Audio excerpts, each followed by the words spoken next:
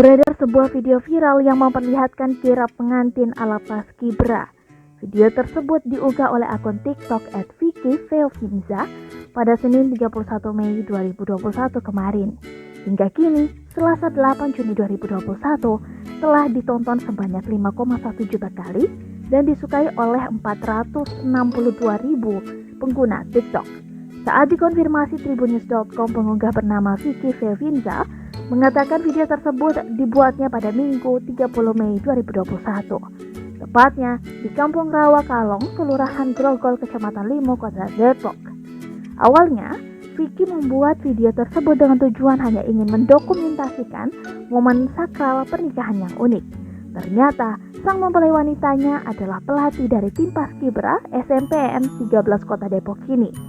Kirap Paskibra ini terinspirasi dari prosesi pedang pora yang biasanya dilakukan oleh TNI.